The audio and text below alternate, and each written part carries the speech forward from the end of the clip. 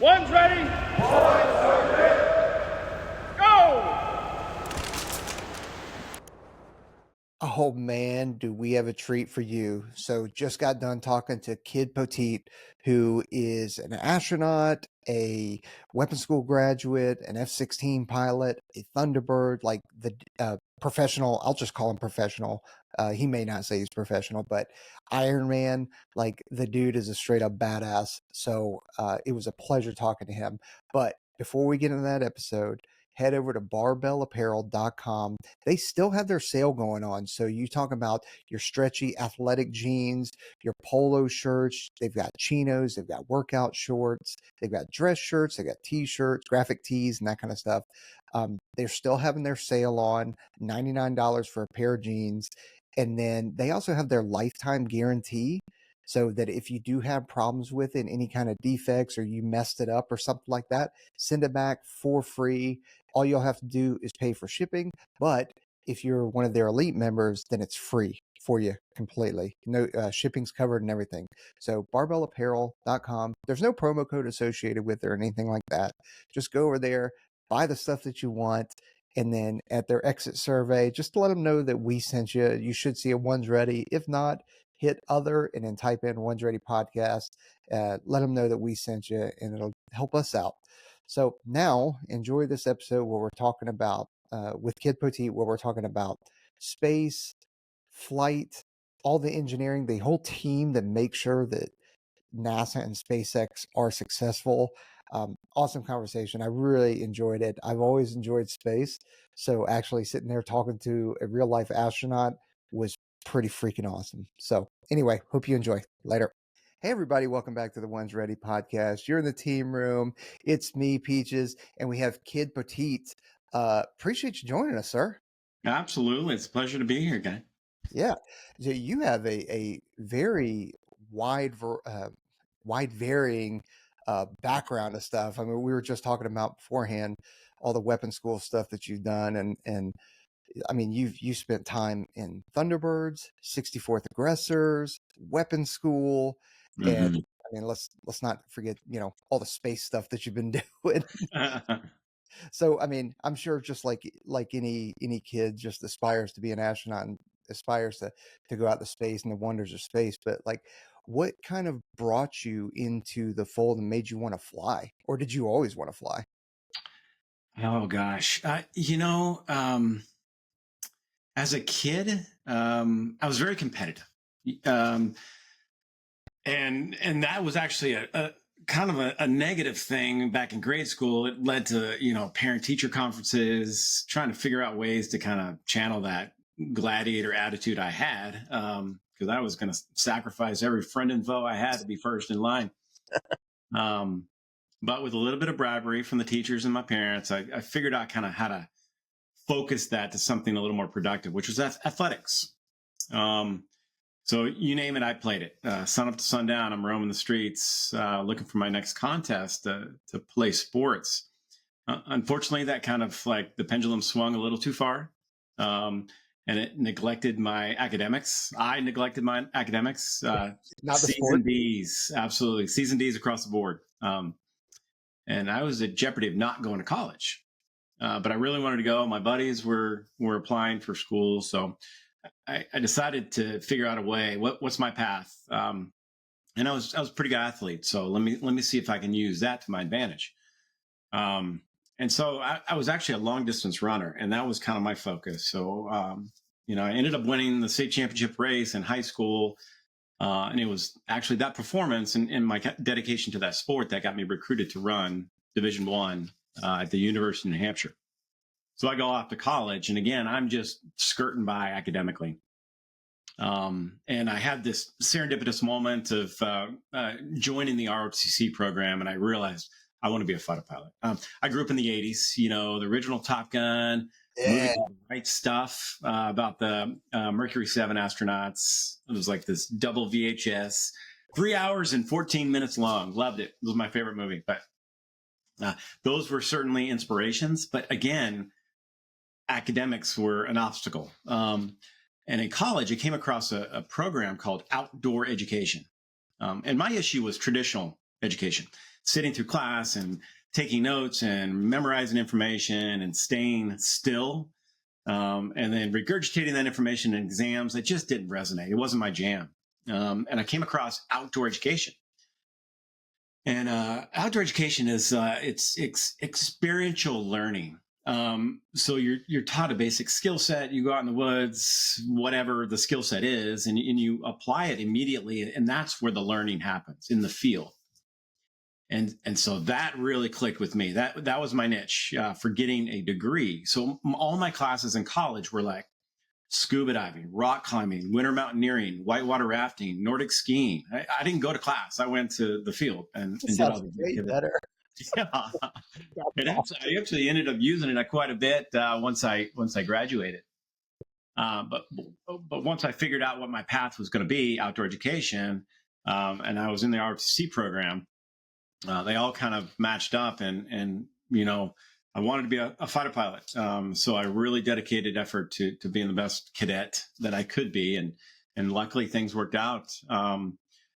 So it was just kind of this serendipitous path for me to becoming a pilot, because I never thought I could, based on my academics. And again, the same gig with space, being an astronaut.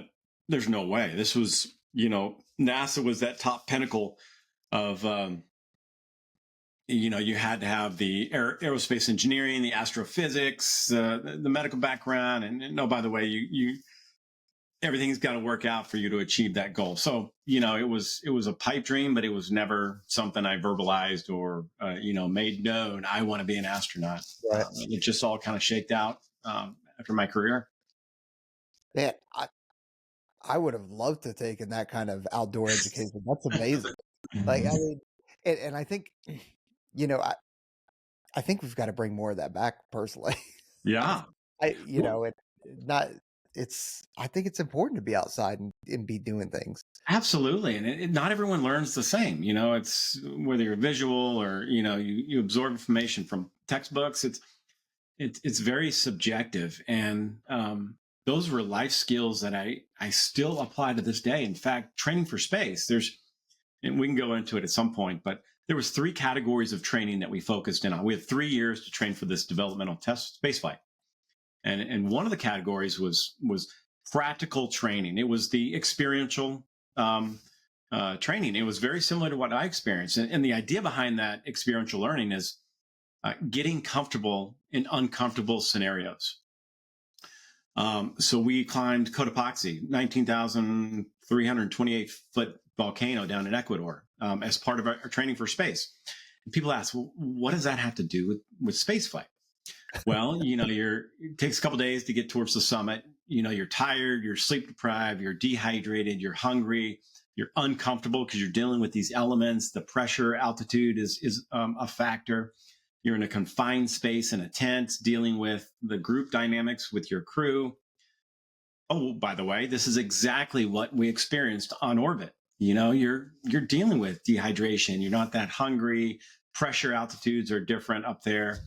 And you got to deal with the circumstances, because there's no easy reset button when you're in space or when you're on the side of a mountain. So that was very applicable training that we went through. And scuba diving, skydiving, all these things provided those opportunities to, not only have the self-awareness to understand what your strengths and weaknesses are, but also that team cohesion, the CRM with the crew itself, and where are their strengths and weaknesses, and where can you guys kind of complement each other?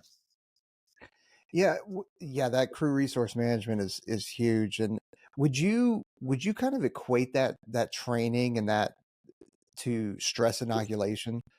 Like, just in the way that, hey, you said it, you're not going to have this hard reset. You can't go, hey, time out, like we're going to chill out. So you're going through all of those different things, intentionally putting yourself in those kind of scenarios, in those high stress scenarios, and maybe also some confinement. Yeah. And it's being able to quiet your mind down and go, okay, hold on a second. Like, what do we got going on? What are the actual things? What are the variables the unknowns that I don't know about? And let's make an educated 80% guess or solution guess to fix this problem. Dude, there's so many directions I could take this one. And the I equate it to training for triathlons. I spend a lot of my time. It's my hobby. It's swim, bike, run, and I do a lot of cold tub therapy, and it's an opportunity to quiet that brain and do box breathing, and you're exposing yourself to a very harsh environment, and it's just training yourself to be able to handle those stressors. And when you talk about the elements of space, it's like as soon as you get on orbit, it's just this bam, you are hit with this. It's a very austere environment, and you have to go through this transition. You're forced to deal with the elements and the circumstances. And what I mean by that is like you're at zero gravity. So we're used to 1G, gravity's pulling on our skeletal structure, muscles, tendons, ligaments, as well as the fluid in the body. When you get up there, you're it's G forces, it's about 4.5 Gs. It's through the X-axis. It's a little bit different from a fighter jet from the head to toe, but it's still pretty impactful, and it's a long duration. It's about 9.5 minutes or so to get up there. So it's constant 4.5 Gs. And then once you separate from, it's called SECO, second stage cutoff. And it's where you separate from the second stage. First stage already left about 2.5 minutes into the flight. But you go from this, you're along for this ride, and it's shaking, and it's violent, and it's pressure. It feels like a elephant sitting on your chest. There's a lot of pressure on the throat. It makes it difficult to speak and breathe. But then as soon as you hit SECO, bam, you are, flung forward in your seat and your straps, and you're floating. And now you are, this is the commitment. You are in space floating for the next 5 days. And the things that happen is the fluid shift. So the fluid in the body kind of shifts around, your organs shift around. It's this cognitive fog that you go through because your brain literally lifts inside its skull because it's just floating in the CSF.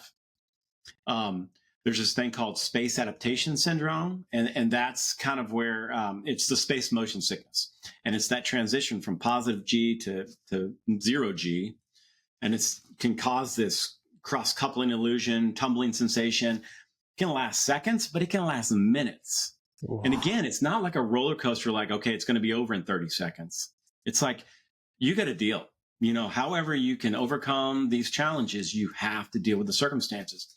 And that's where, it gets back to my original point about you do cold tub therapy or whatever techniques you can learn in this training to quiet your mind and overcome those challenges. And it was an absolute amazing experience to go through all that. And it's truly rewarding to, put your body to that test and to experience it.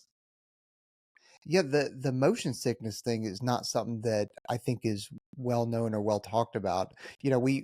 Everybody can kind of not understand, but you hear about like, okay, the difference in the G's as you're going up, but then the kind of zero gravity, and you see all the kind of fun things of playing with liquids and playing with objects in space, but the thought that, yeah, I guess your organs and your brain are kind of also in that zero G inside your body bag. Yeah. Like that's wild. I was not tracking the motion sickness part of it. Yeah. And I'll be, I'm very susceptible, here's my jeopardizing my credibility as an astronaut and fighter pilot. I am extremely prone to motion sickness, scared of heights. Those two things have plagued me my entire life. I still get sick to this day. You stick me in the back of an Uber, it's, there's some surging going on with that right pedal. It's all over. So I've had to deal with that. And thankfully, there's no correlation between motion sickness on Earth and space, but it impacts 50% of astronauts. We don't know what causes it, but it's 50% of astronauts, and it impacted. We were involved with a space mission called Inspiration 4 a couple of years back, first all civilian mission to space. 50% were impacted.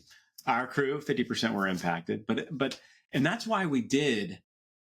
Our big focus of our timeline was dedicated to science and research, because this was a developmental test flight for space, and it's all about. Well, even if I back up a little bit more, you got back in the history of NASA, you got initial space flight with Project Mercury. proved that we could get to space. Now you leapfrog to the late 60s, 70s, you got the Apollo program going to the moon. Well, in between there was Project Gemini. It was a developmental test program. In the 60s, it was 12 missions over a course of a 5-year period. And the idea was to solve some big challenges associated with getting to the moon. How, we got to do certain things. We got to solve it before we do commit to going to the moon. We got to figure out how to dock vehicles in space. We got to figure out how to do a spacewalk, multi-crew missions, longer durations. All these things had to be solved. And in a similar fashion, that's how we've designed this Polaris program. Polaris Dawn, this mission we just went on, was the first of 3. And the idea, it's we're helping solve some big challenges SpaceX has with going to the moon and eventually Mars using Starship. And our 3rd mission of the Polaris program is fragged to be the first human flight of Starship, which is the next generation rocket. So point being is this is developmental. So we're identifying what are the challenges, and part of that is the science and research. What are the impacts to the body? And part of it is this space adaptation syndrome. It's the fluid shift causes intracranial pressure issues, which pressure is applied to the ocular nerve and it changes the shape of the eyeball. So it affects the acuity of your vision. Some astronauts have actually had temporary blindness. So you can only imagine the challenge you have now. You're headed to Mars. It takes 8 months to get there, and all of a sudden you start to lose your vision. How do you deal with those circumstances? So we don't know enough about something like that. And so that's why we focused on these nonprofits, universities, hospitals, organizations to come up with these research projects so that we could test them in 0 gravity. Yeah, and to your point about it, you're starting to go blind and you're in that 0G on your way to Mars. It's not like you're landing back on Earth that has the same amount of G's. You're landing on Mars that has a Right. completely different atmosphere. It's not like you're going to be breathing the atmosphere because you're still going to be but definitely different gravity, so it's and we don't know what that's going to be like either. At least this my dumb ass doesn't know what that's going to be like. So and You're right. But everyone's getting creative, and that's what's cool about what's going on with this next chapter in space exploration is all these commercial organizations are involved in coming up with these creative, innovative solutions. Just the simple stuff that we tested. You talk about medical care and what happens if you do go blind, and how do you handle that, because you're not going to land here back on Earth. Well, one of the things that we tested was this. More or less an ambulance in a box. It's literally the size of a suitcase, a Pelican case, and it's got all these different leads to do all your vitals. So EKG, blood pressure, heart rate, anything and everything. And we tested Starlink from space for the very first time. So laser-based communication is critical for long duration missions. But with this ambulance in a box, we hooked up all the leads. Someone's having issues, and you got to have some truly, the professionally trained doctors back on Earth. All that data is sent via Starlink down to Earth, and then they can monitor a patient per se on orbit. So stuff like that we're focusing on, and it's truly exciting to see where the focus is and where we're dedicating the resources to come up with some of these solutions. yeah, and that's kind of one of the things that is so great about the space exploration and things that you guys are doing. Whether it's NASA or whether it's SpaceX, is that, and I'm gonna tie it in here. You know, before global war on terrorism, right? Before we started going down range, just looking at the medical stuff, we had what we thought was state of the art medical uh, tactics, technique, procedures, like medical equipment and that kind of stuff at the very beginning of GWAT. Then, as we're going through all this trauma medicine, now PJs are carrying bags of blood. We're forward staging surgical operations teams, anesthesiologists, surgeons, nurses, and you see in 20 years just this incredible change in medical technology. And now you guys are also doing the same thing by now you're creating these devices, this ambulance in a box, and now using SpaceX lasers to be able to communicate. And I think with you guys being able to do that in space and then in transit to Mars and then on Mars, I think we're going to see things like medical communications, and things that I don't even know about, just skyrocket back here on Earth. It's incredible what you guys are doing. Yeah, and it's not just us. I mean, we're just a small entity of the partnership and collaboration we have with SpaceX. And just for clarification, myself and Jared Isaacman, the commander of the mission, we're not employees of SpaceX, whereas two of our astronauts were engineers, Sarah Gillis and Anna Menon. And they both worked for SpaceX before they were selected for this mission. Sarah was actually the lead astronaut trainer for the Falcon 9 and Dragon capsule and taught Jared how to be an astronaut during our first mission. And then Anna is responsible for developing the procedures, the nominal as well as the contingency procedures, the TTPs, if you will, for that MDS, which was Dragon capsule. So they are well versed on, they are experts in their field, and that's their expertise is what allowed us to be able to take this giant leap as a developmental program, to include Jared's experience, proven astronaut, knows the systems inside and out. In fact, the capsule that we flew in, Resilience, is the same capsule he flew in with Inspiration 4. So we're getting aggressive. We're pushing the capabilities. It's an exciting time throughout the entire industry. It's not just SpaceX. There's all these other organizations, and they're focused on so many different things, low Earth orbit, as well as, trying to land vehicles on the lunar surface and Mars.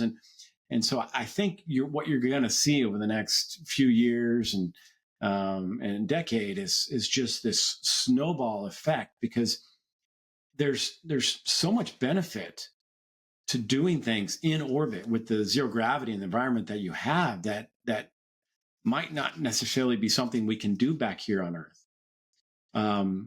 So it's our curiosity, it's our quest for continuing to prove life on Earth as well as in space. Why not take advantage of it? Have all these companies that are being empowered to pursue solutions and new ways of doing business and new technologies and innovative solutions. I mean, just the simple development of our spacesuit. So, the suit that the astronauts were using to and from the space station in the Falcon 9 and the Dragon capsule, it's referred to as an IVA suit, intravehicular activity. It keeps them alive and can pressurize in emergency, but it's to and from. Well, our intent was to do the first commercial spacewalk. So we're intentionally going to bring the hatch down to vacuum, open the hatch and go outside. And to do that, we had to build, SpaceX space suit team had to build a brand new spacesuit. And this is something that hasn't been done in over 4 decades. That's wild. And it's a fraction of the budget. It's 40 years old. Like, that's wild. And there's not that many of them. The EMU suits they use on the station they're a prized commodity. So the suits team, they started this project 3 years ago, and it was just, they were on fire coming up with new solutions, innovative, novel technology with the bearings, and it was almost like this monster garage approach to developing the suit. And that's what's unique about SpaceX. It's like, Elon and Gwen Shotwell, the president, they established the vision. Here's what our quest is. And everyone buys in. Everyone's enthusiastic, committed to it, and very passionate about what they're doing, because the actual roadmap, the strategy, is empowered and delegated to the lower levels. So they can just come up with resourceful solutions, innovative ideas, and run with it. They're given the resources, empowered to solve these big challenges. And it's just, the energy level is so high. Everyone's like this. They're all so young. They're late 20s, early 30s at most, the entire organization, but the best and the brightest, because they all want to work for companies like this. And the adaptability, their ability to flex as change happens. And we saw it with the suit, what it looked like 3 years ago in the beginning is nothing to what the net result was. And I guarantee you, they've been working on it since we splashed down, whatever, 5-6 months ago. They've probably gone through several new iterations to continue to improve this baseline EVA suit now. So it's just cool to watch and be a bystander. Yeah, well, and the I couldn't help but when you're talking about and people are going to be like, dude, what the hell, man? Why are you changing gears? Just I had a thought when you started talking about trying different things in low Earth orbit and stuff like that. Like, when are we going to get the first low Earth orbit free fall for a person? Because if you need somebody to kind of test that out, like I might be your guy for doing a low Earth orbit free fall into someplace back home. Yeah, I think you got to come up with some good thermal protection. We're talking 2,600 degrees on the way in. There's a lot of friction generated. Yeah. I'll get some comments about that going, you're an idiot. So you did say one thing though, and I want to, and I don't know if I misheard or if I've just like, but I still think it's pretty incredible. Is I think you said that you guys practiced for 3 years, like you trained for 3 years for one mission. Was that right? Yeah, it ended up being about 2.5. And the reason why it took so long, again, this is developmental. Um, and I don't know if I've covered it or not, but the 4 primary objectives. One was the spacewalk, do the first commercial spacewalk. So this will be the first new suit, as well as the first time that 4 astronauts are going to be involved in the same spacewalk at the same time. And then the second objective was to push the capabilities of this rocket and this capsule. So we're going to go into the lower portions of the Van Allen belt, higher radiation levels, and go further than anyone has gone in over 50 years. Apollo 17 back in 1972. And it's actually going to set, our quest was to set an altitude record for Earth orbit. So Apollo, it's kind of a launch, slingshot, and leave. They didn't, but the orbit record was set by Gemini 11 back in 1966. And I can talk about the parameters here in a second. And then the third objective was to just test Starlink, laser-based communication from space, which is an absolute game changer when you talk about how we currently communicate with the station, with ground stations, as well as what's referred to as TDRS satellites, geosynchronous satellites way out there. There's only a half dozen of them or so, I think. So we're going to test Starlink, and then we did the 4D science and research experiments.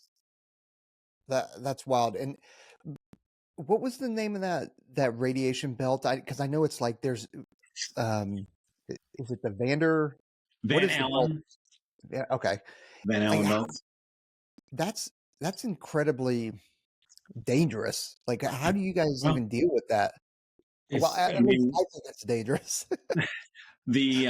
All the Apollo astronauts had to go through it, obviously, and we're going to have to get through it to get back to the lunar surface and Mars. And if we want to venture beyond the low Earth orbit, that's a requirement. You got to deal with the circumstances. So we intentionally set up a very highly elliptical orbit on our mission profile to minimize our exposure to that radiation level versus just staying at our apogee with a circular orbit. So apogee is the furthest part of the orbit, which is for us was 1,400 kilometers when we set the record. To put that in context, the original record was Apollo or Gemini 11, which was 1,368. And the station, the ISS, is currently at 400. So we went an additional 1,000 kilometers past the space station. But being highly elliptical, we would, the apogee would be way out there, but then on the backside we were 190 kilometers away, so we're just skimming the atmosphere. um, and that would minimize our exposure to those higher radiation levels. And it was equivalent of a couple months hanging out on the ISS, the radiation levels that they're exposed to. A couple dozen X-ray equivalent. And the idea is we're going to test the impact on hardware, software, as well as some of the science and research. And other than a couple resets on the computers, it's so redundant. It was a burp. It wasn't an issue at all. Well, I mean, 1400 by 190 seems like a very elongated ellipse. Is that kind of a normal orbit? It's not off nominal. It's not abnormal. Yeah. The ISS is circular. If you got a reason for it, I guess why not? Yeah, I guess it's interesting to me, and I'm sure it's more than just geometry. But as I'm thinking about the orbit Just of the rocket ISS, science. yeah, like what's the big deal? It's when you have ISS is doing a circular, pattern, for lack of better words, but then you have you guys that were doing a elongated elliptical.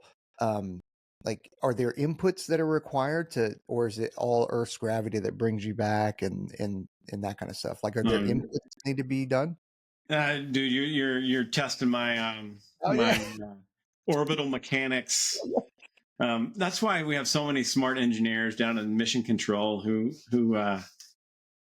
set the parameters for these orbits. Yeah. Yeah, and that was so impressive. Just being involved with those guys in mission control. You look at that's another thing about SpaceX, and I'm about to go off on a tangent. It's called deflection. Little chat flare to avoid answering that question because I can't. You look at old mission control from the Apollo days and how many people were involved in those launches and those missions and the deorbits, and then you start to look at the evolution of where SpaceX has been and where they're going. It's, even though we're increasing the amount of launches they're doing, they're trying to decrease and make themselves more efficient, almost to a like two-person concept of running mission control. And that's just a testament to their quest to streamline everything. If we're so used to like programs and contracts in the military where more and more organizations and companies get involved and it just slow rolls and all this red tape. And whereas they're completely opposite. It's like they might outsource some things, but once they realize that they're too reliant upon that timeline or that widget, well, they're just going to start bringing it in-house, 3D print this widget. And now they've completely eliminated, they've cut their schedule in X amount of percentage. And so that's what they're constantly doing. It's just this tireless endurance of how can we streamline and improve ourselves and bring everything in house to make ourselves more efficient, so we can do more launches and reusability and bring down the cost.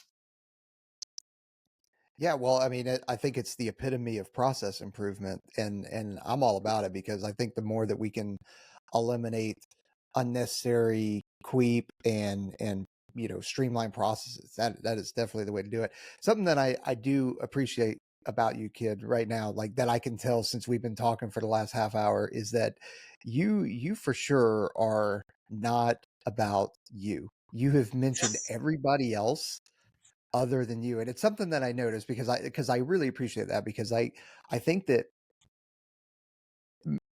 in a world now with social media and it's me, I think it's important to recognize and understand that there are incredibly talented people and intelligent people who you're working with, and in the DoD and around the world in general, but to essentially deflect and go, hey, it's not me. It's all these other people that are doing incredible things. I think that's awesome, and I really appreciate that about you, kid.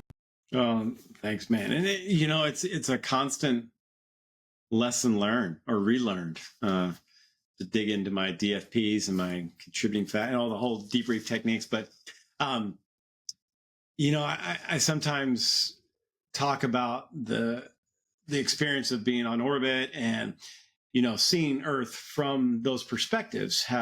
They call it the overview effect.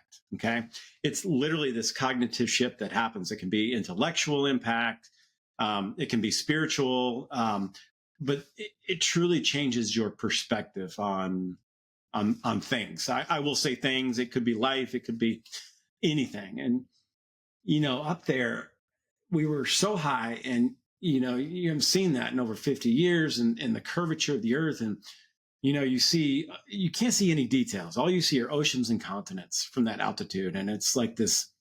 It's almost like this visual illusion of what life must have been like in the beginning. And to realize that there's 8 billion people down on the planet, and here I am, up in this sterile environment in a capsule going 17,500 miles an hour, and the light is just constantly changing because you're seeing sunrises and sunset every hour and a half. And it's a radiant glow. It's a little bit different from what we experience here on Earth because the light is being filtered through the atmosphere. It's just different, and it has this impact. And up there looking down, I'm trying to make sense of it all. And all I could think about was how insignificant I felt. And I'm trying to make significance out of it. And honestly, it wasn't until I got back and had time to kind of chill out and debrief and reflect upon that experience. And I would have these interactions with people, and they'd be like, oh my God, what was it like? And they would almost immediately go into this like mental simulation of putting themselves in the scenario. Like, oh my God, I there's no way I would go to space, or man, I don't know if I could do it. Or, some people are like, man, I'll sell my firstborn. I don't care. I want to go to space. Yeah. But what that made me realize is it's like me trying to make sense of it. It's not about me. It's about the impact that we're having on this industry and inspiring the next generation. And it's just like constant, like recaging my brain, thinking, okay, it's okay to hone your skills and embrace the gifts that we have, and kind of create these journeys through life. But we can never lose sight of the greater good, because there's always going to be some purpose, some cause, some greater good that we need to be contributing to in some form or fashion. So I'm guilty. You're humans, we're sinful, and but we're blessed with free will to kind of think the way we are. And as long as we can kind of stay in our lane, and not to get, big craniums out of these experiences. And because I could have been, it sounds false humility, but dude, I barely graduated college with a degree in outdoor education. And I have Sarah, Anna, and Jared, who are brilliant, brilliant individuals with aerospace engineering degrees. And I could have anyone. There's plenty of people more qualified than me that could have been in that seat, but for some reason, God wanted me there, so I'll take it. And we just got to make the most of it and impact the biggest, most people that we possibly can. Yeah, and to your point, I don't necessarily think it's all about education. It's not all about the degree that it's about everything. It's the education you have, the world experience you have, the humility, the work ethic you have. There's luck sprinkled in as well, and timing. That's Mm-hmm. that's with everything. If you hadn't, if you were 2 years later, maybe you wouldn't ended up at the 64th or gone to weapons school or been a Thunderbird or, you know, gotten involved with space because, essentially the butterfly effect, Yeah. some one thing changed that trajectory, and now you're doing something completely different. I, I can look back to my entire career and I can see little snippets of, I went to Korea first assignment, and then I went to Aviano, and I was in the triple nickel, and um, I was an okay pilot. I'm in the middle of the road. I'm certainly not one of the premier gifted, stick and throttle guys, but um, we were doing this surging BFM, and I was a scheduler, and the wing commander had his roommate from college was actually, no, we didn't even know that. It was just, it showed up on the schedule as just this random dude who was supposed to be given a tour. And I'm like, I can't find anyone because everyone wants to surge BFM. Um, I could explain what all that is for your viewers, but it's fun flying. Okay. Yeah, And yeah. and so as the scheduler by default, all right, I get tasked, and now I have to come off the schedule and give this guy, I don't even know him from Adam, a tour of the simulator and the base. And so I embrace it, and I take the guy to lunch, and come to find out after the fact, weeks later, he's roommates with the wing commander, General Darnell. And he wrote me a personal letter. Hey, thank you very much. This was awesome. Come to find out, well, fast forward, he ends up being the commandant of the weapons school when my package for weapons school goes through. And he's like, oh, I know, kid. Yeah, sign off. He's good. I can't, attribute my selection from weapons school because the actual squadron does a lot of that vetting. But it's just that relationship, not burning a bridge, and building that network. And fast forward, he actually wrote me a nomination letter for to become a Thunderbird because he was former boss of the Thunderbirds. So yeah, there's, to your point, you never know how things are going to impact you in the future. And that's why I always tell my kids, don't never burn a bridge. You have no idea who is going to work for you, or who you're going to work for. So, Exactly. And there's another kind of excuse me, thing that I kind of, and it's right, wrong, or indifferent, because is you always take the phone call, you always take the meeting, you always say yes, because you don't know what that is going to lead to. Maybe that phone call, that meeting, that whatever is not the final thing that it's going to be, but it continues to open doors. It also shows work ethic and just a bit of character. Now, that doesn't mean you say yes to some absurd kind of thing that's going to put you in danger, or compromise your character or mm-hmm. morals or anything like that. But if somebody hits you up and is like, hey, I just like to have a phone call with you and talk about something, it's like, yeah, man, okay, cool, let's do it. you Mm-hmm. know but so you came down from space 5-6 months ago. What was that kind of recovery like for you? Oh man. Well, there's the emotional, there's the physical, there's the decompression with the family. The family's been through a lot, man.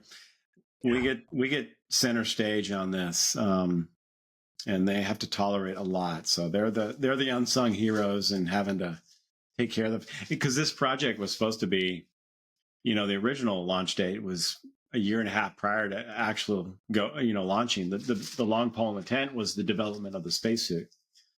So this went on a lot longer than anticipated.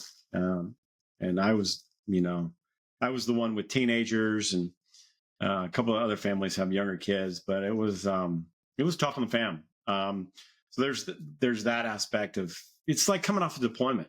Yeah.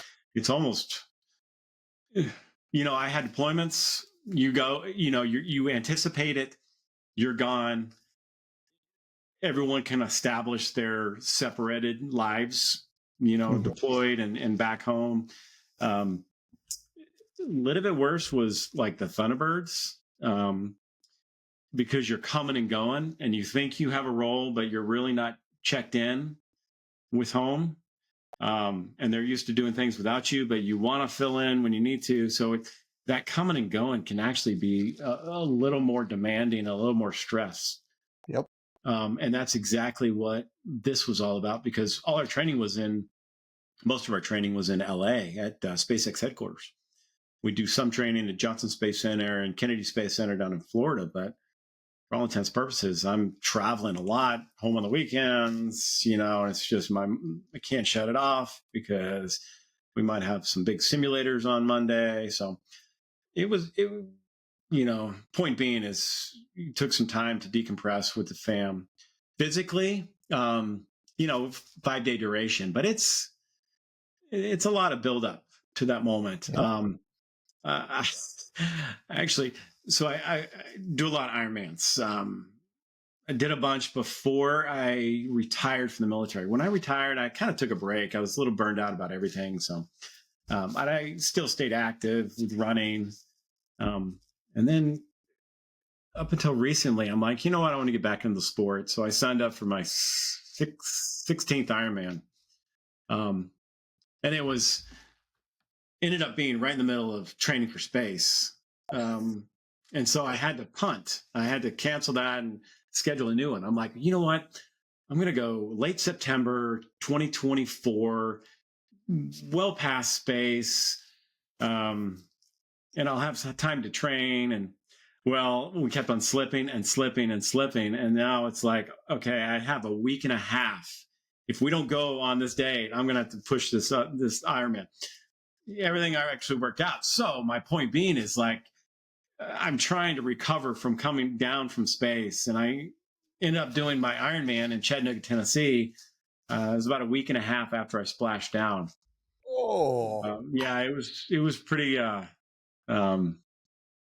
intense. you're saying you probably didn't PR that Ironman then? Well, it actually went well. I qualified for the World Championships, so I got another one this year in France. But I'll have a lot more time to train for this one. Man, I can't believe you did that well. That I figured that it would have been just drained after being in space with all the kind of lack of gravity and everything like that. I figured it would have taken a lot more, but I think that just shows that you have maintained your physical readiness. Really, is what it is. You never allowed yourself to slip, which I think that a lot of us can fall into that kind of false sense of security, and it's like, man, I've made it. Yeah. I'm good. I can throttle back some, and the Right. whole point is, no, you've never made it. You should always be ready, because you don't know when you're going to head. Not for everybody. You don't know Yep. when you're going to Right. head in this space. At the same time, like for us, we kind of pride ourselves, or at least I pride myself on always being ready, always being trained, whether I have to respond to a car wreck, whether I have, if there's a shooter, because I'm, special operations background. So like I'm always not on edge, but I'm always like looking for work to do if somebody needs help or something like that. So, and I can't do that if I'm overweight, or if I'm broken, or if I'm just not physically ready. And for somebody like you, that physical strain is unbelievable. So the fact that you're a competitive Ironman, like, there's not a professional Ironman, is there? Like, is that what Oh, you yeah. are? Are you a Yeah. professional Ironman? It's actually quite a unique sport, because it's one of the only sports where you actually compete with the pros.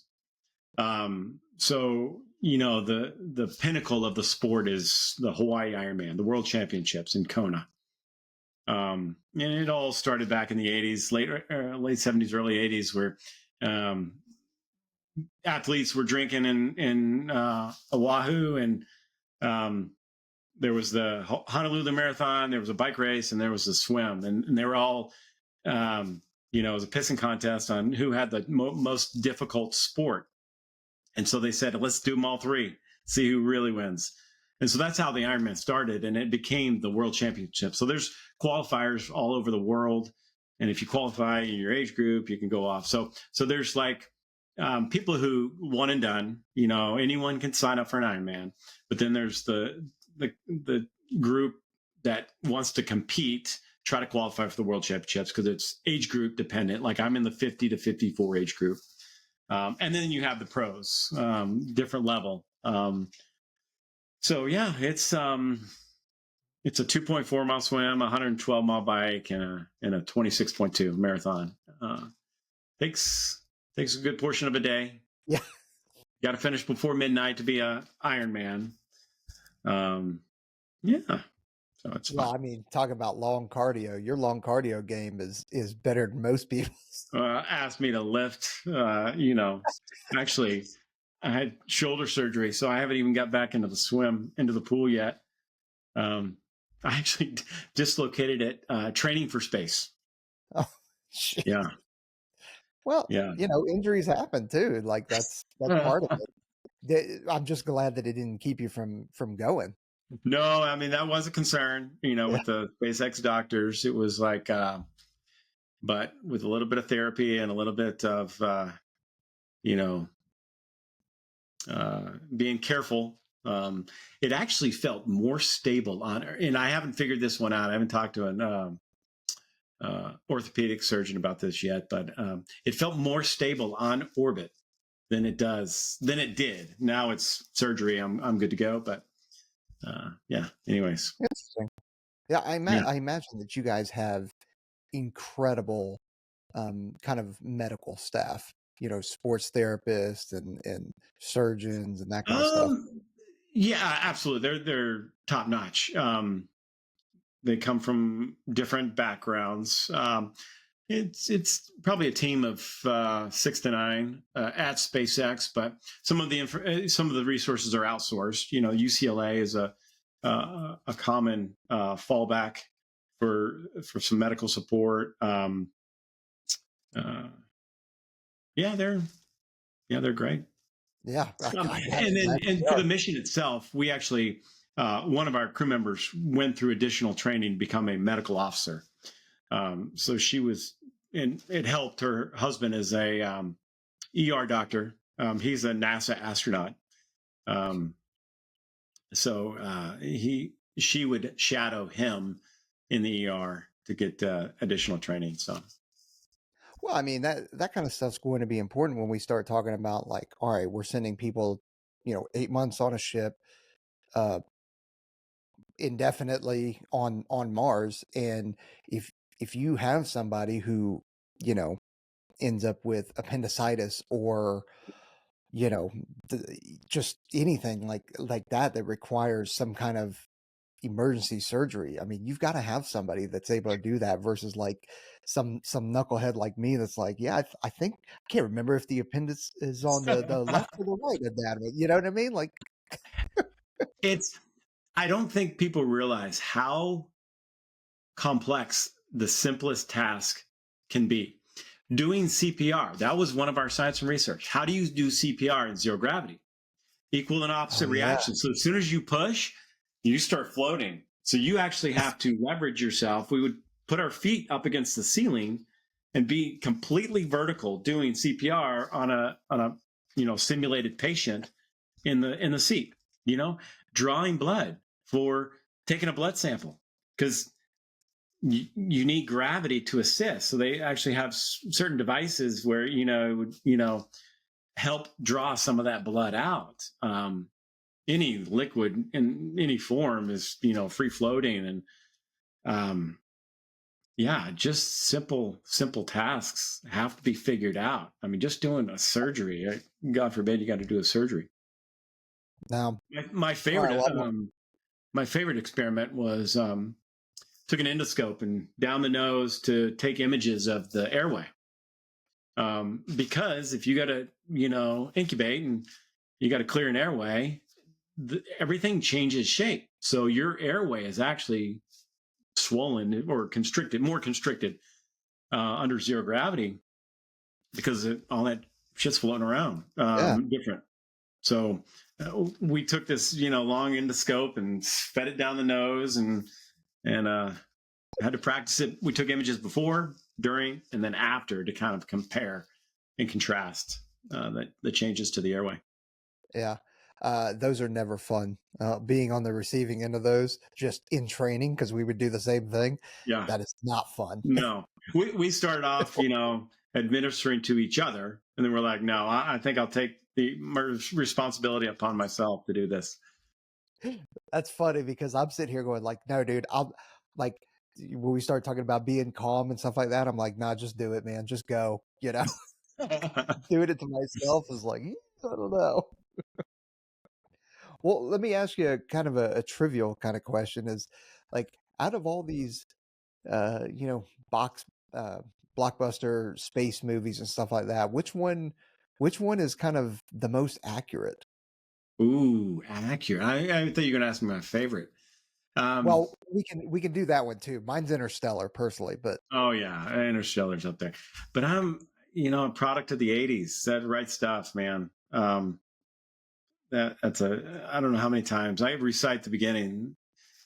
The younger generation crew members, Sarah and Anna, they didn't even know what the movie The Right Stuff was, so we had to show them what that was all about. as you should Um, have, you got to have an education. honestly, I think Apollo 13, Yeah. and Okay. I it's very difficult to articulate what I felt on launch and recovery on the downhill. Um, but that, right before they go into blackout and it's just shaking, they're just strapped into their seats along for the ride, and the plasma on the window turns into a fireball. I'd say that's pretty accurate. Um, trying to think of other. Gravity's probably not up there. Well, Sandra Bullock. yeah. No.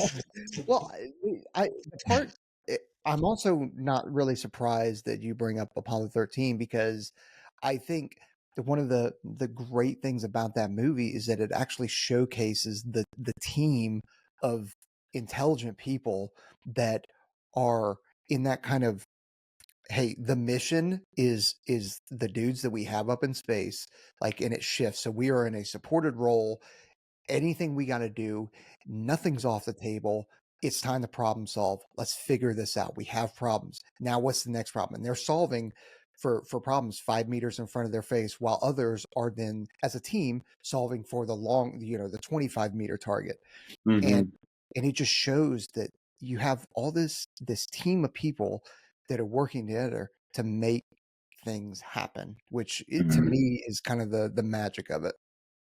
Yeah, and that's exactly what I experienced at SpaceX. And we would get academics, we would get briefed on the development process, how things change, and what they're doing differently, and um, just to see the team, it'd be 4, 5, 6 engineers dedicated to that one aspect of the project.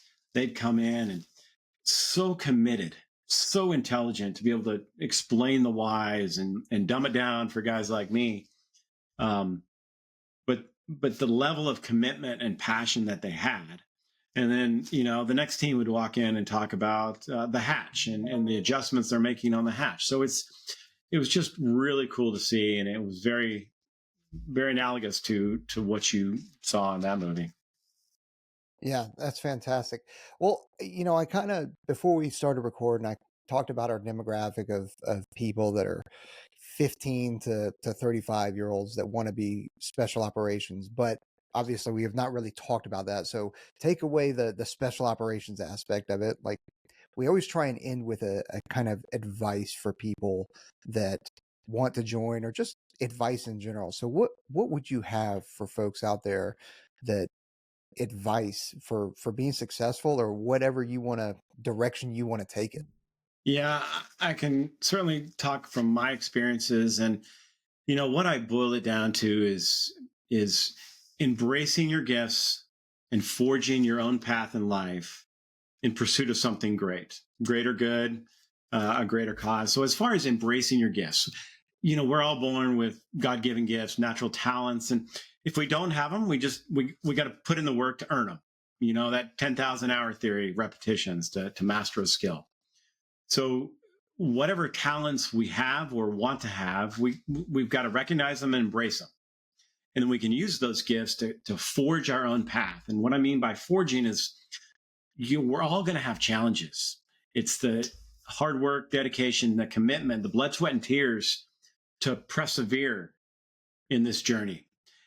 And the actual journey and path, it has to be authentic. You got to be true to yourself, or you won't have the passion to venture on. And then the last part of that is just pursuing a greater good. And that's where I constantly needed kind of this recage after I would do something, whether it was for the Thunderbirds. I'm trying to perfect my skills. And, you know, it took a teammate to go, dude, it's not about you. It's about the team and inspiring a generation. And we do these performances together, not individuals. So always focused on that greater good. So it's about embracing your gifts and forging your own path in life in pursuit of a greater good. Nailed it. Where can people find you, kid? Oh, all my socials is Kid Poteet, KIDDPOTET.com. Well, that's the website. And then, you know, Instagram and LinkedIn, it's all Kid Poteet. Okay. So And you're all over the socials. The Polaris program is a continuation. So, we'll see what the future looks like for that. The commander, Jared Isaacman, is nominated for NASA to be administrator. So that might put that program on pause for a few years. He's got a couple things he's got to take care of. Things going on. But he's the one leading the charge on this, you know, getting back to the moon and eventually Mars. So he's the right guy for it. It's exciting that, you know, on Friday, you know, hopefully with, you know, if everything goes well in terms of weather and everything like that, that we get another test launch of the Starship. Like, that's exciting. I'll tell you what, like being here in Vegas, whenever they're launching out of California, we watch it on YouTube, and then we're watching it, and then we go, okay, cool, head outside, and we'll go up there, and you can see it, and it's just, man, it's something special. It really is. I love it. Yeah, it's it's pretty wild. Well, kid, I really appreciate everything that you've done for our country, for, you know, not to aggrandize, but mankind as well. Like, thank you for what you're doing, and thank you for being as humble as you are and continuing to serve, because you are, I believe that you're serving in a greater cause. And I do appreciate your family for putting up with everything that you're doing. And I know they're proud of you. So thanks for doing what you're doing, and I really appreciate it. Everybody else that's out there, absolutely. Everybody else that's out there, don't forget to like, subscribe, hit that notification bell, head over to ONESREADY.com, get yourself a piece of merch, and we're out here. Later, everybody. See ya.